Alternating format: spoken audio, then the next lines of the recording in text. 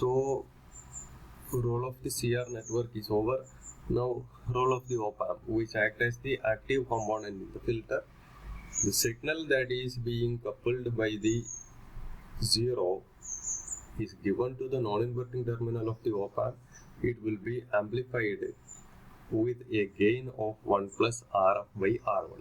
For first order filter response, the gain can be any desired value.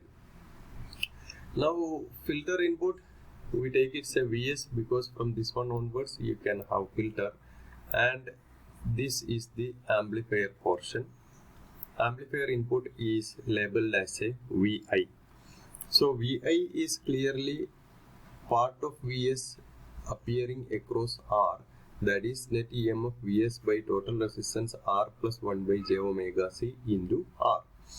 So output voltage Vo equal to 1 plus Rf by R1 into Vi, the amplifier input, and we substitute Vi as this one 1 plus Rf by R1 into 1 plus Rf by Ri, R1, because I have labeled this as C and R only, into Vs by R plus 1 by j omega c into R. You can simplify this. Vo by Vs equal to Af equal to A into R by 1 plus j omega c R by j omega c. J omega c comes to numerator, A j omega c by 1 plus j omega c R, and we substitute the corner frequency. For a high pass Butterworth filter, there will be a minimum frequency above which all frequency will be allowed. So this corner frequency must be labeled in a more convenient manner as a FL, low corner frequency of the high pass filter. That's equal to 1 by 2 pi RC. Then this becomes A j into F by Fc by 1 plus j into F by Fc. Divide the numerator and denominator by j into F by Fc. This then becomes A in the numerator divided by j into F by Fc by j into F by Fc 1 plus 1 by j into F by Fc.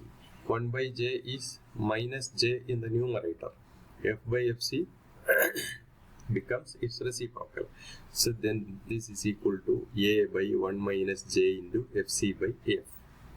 Of course, the gain is a complex gain, so we'll have to evaluate the magnitude of this gain. For that, this needed to be splitted into its real and imaginary part. For that, we multiply the numerator and denominator of this complex gain by the conjugate of the denominator, that is 1 plus j into Fc by F into 1 plus j into Fc by F.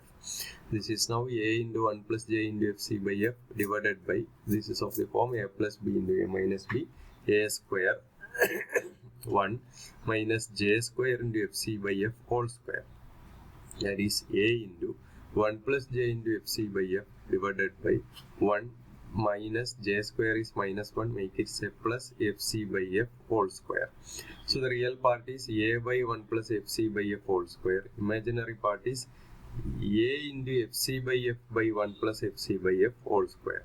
Magnitude of the gain is then root of real part square plus imaginary part square, that is A by 1 plus Fc by F square whole square plus A into Fc by F by 1 plus Fc by F whole square, whole raised to half. Now the denominator is common.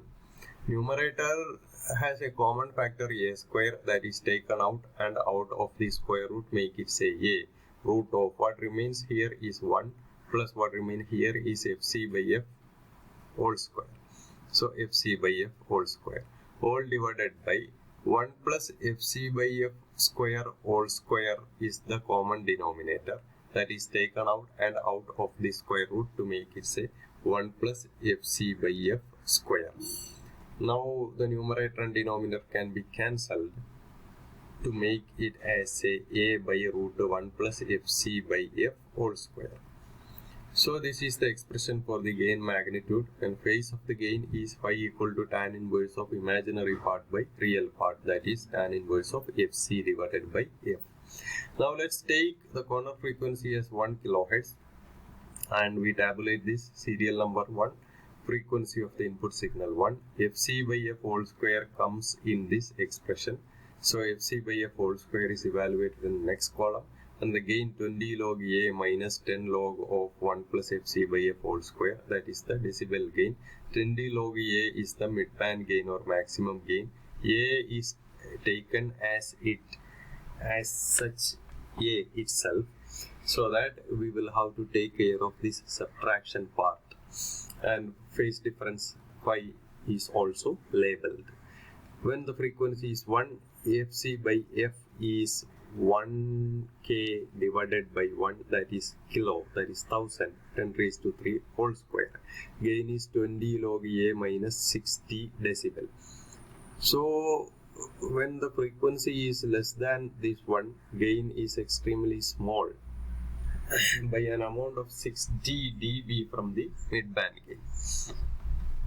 Now frequency becomes 10 times increased to make it say 10 Hz. Then Fc by F is 1k by 10, that is 1000 by 10, which is 100 raised to 2, 10 raised to 4. Gain now reduces by 40 decibel. So if the frequency of the input signal is small, the gain is also small. As the frequency increases below Fc, the gain increases by an amount of 20 dB per decade. This corresponds a tenfold increase of frequency. Corresponding to this, the gain increases by 20 decibel. Here it is reduced by 60 decibel, and here it is reduced by 40 decibel only. So from here to here, the increase in gain is by 20 decibel. Again, we make a tenfold increase. The gain is found to be increased by 20 decibel. We will have to check whether it is 6 dB per octave. For that, we make a twofold increase of frequency to make it say 100 to 200. This then becomes 20 square, 20 log A minus 10 log 400. That make it say 26.02. So the gain increases by 6 dB per octave. Further increase of frequency from 200 to 1 kilohertz make Fc by F1. Then the gain becomes 20 log A minus 3 dB. So it is the frequency at which the gain is 3 dB less than the midband gain. So it is the minus 3 dB frequency, or characteristic frequency, or corner frequency, or natural frequency, or resonant frequency, or the low corner frequency of the first order low pass filter. A further increase of frequency from 1000 to 10,000 is shown. The gain is 20 log A only, that is the midband gain. Further increase of frequency up to say 0.1 megahertz is shown. Here also the gain is the midband gain. When the frequency is extremely small, the phase difference is closer to 90 degree, and when the frequency becomes equal to the corner frequency, the phase difference between output and input is plus 45 degree, that is output lead the input by an amount of 45 degree. And further increase of frequency beyond Fc corresponds to a phase difference that is more or less equal to 0, corresponding to these values tan inverse 0.1 and tan inverse 0.1. For frequencies 10 kilohertz and 100 kilohertz. Now we draw our inferences at very low frequency, gain is small. As frequency increases, gain also increases. Rate of increase of gain below Fc is 20 dB per decade. This increase or gain variation is identical with 6 dB per octave raise of gain. At F equal to Fc, gain is 3 dB less than the midband gain. So this is the frequency referred to as characteristic frequency or corner frequency, or characteristic low corner frequency of the high pass filter. At very low frequency, the phase difference is closer to 90 degree. As frequency increases, the phase difference decreases. At the corner frequency, phase difference between output and input is plus 45 degree.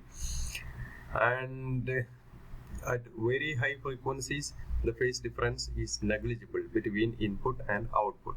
So on the basis of this, we can see that this is a high pass filter, since it attenuates all low frequencies less than this characteristic corner frequency and allow all frequencies above this frequency with maximum gain and zero phase difference. between the input and output. On the basis of this, we draw a frequency response curve with log frequency taken along the x-axis and decibel gain taken along the y-axis. At low frequencies, gain is smaller. As frequency increases, gain is also increasing. This increase is at a rate of 20 dB per decade or 6 dB per octave, and it is exactly the same reason why this is referred to as a first order filter. When the frequency becomes equal to the characteristic corner frequency, gain is 3 dB less than the midband gain. So it is the characteristic low corner frequency of the high pass filter. And as the frequency increases beyond this corner frequency, the gain is a constant, that is the pass band gain. So this is why this filter is referred to as a high pass first order filter. And since the response in stop band and pass band are flat, the filter is referred to as a Butterworth filter. Now the design and construction of the filter. Of course, the design will have two different parts, the frequency design as well as the gain design. For frequency designing, you have the equation f equal to 1 by 2 pi RC, that is equal to 0.159 divided by RC. You can select C as a desired value of capacitor 0.1 or 0.01 or 0.22 or 0.02, etc. And by fixing frequency, the corner frequency, as per your requirement, you can evaluate R. Then substituting or placing these values of resistance and capacitance of these desired values, you can design the frequency part. And the gain, for first order filter, the midband gain can be any desired value that can be designed using the equation gain of the non-inverting amplifier, which is the active component in the filter, is 1 plus Rf by R1, which is equal to, say, we can design it for 12, so that Rf is equal to 11 times R1. Or you can take it, say, 11, so that Rf is equal to 10 times R1. So the design of Rf and R1 can be done in this manner. Frequency fidelity and frequency scaling. Frequency fidelity is possible since the filter has an active component, which is an op-amp, that can typically provide any desired gain. If you are interested in increasing the gain, instead of using Rf as a constant resistance, you can replace it by means of a potmeter. However, this is possible only in the case of first order filter, because for second order Butterworth response, you require to have a constant midband gain. You cannot have any desired value of pass band gain as long as second order, third order and higher order filters of Butterworth response are concerned. However, for first order Butterworth response, you can have any desired value for gain. And for frequency scaling, the frequency, the corner frequency or characteristic frequency or filter frequency is given by f equal to 1 by 2 pi RC. 2 pi is constant. You can choose capacitance also as a constant, so that you make a design for R prime. Then f prime is inversely proportional to R prime, so that f proportional to 1 by R, f prime proportional to 1 by R prime, or f prime by f equal to R by R prime. Once you know the new frequency that to be scaled, then R prime is equal to R into R prime is equal to R into F divided by F prime. So new resistance is a scale F by F prime times the earlier resistance, as long as the frequency scaling is concerned. അപ്പോൾ പുതിയ resistance കിട്ടാൻ ഒരു scale factor കൊണ്ട് പഴയ റെസിസ്റ്റൻസിനെ multiply ചെയ്ത പ്രതീതിയാണുള്ളത്. That is why this act is often referred to as frequency scaling. Now we will move on to second order high pass Butterworth filter and its response. This you can do as an assignment. I have shown here the circuit diagram. The frequency and the gain equation are also shown. you can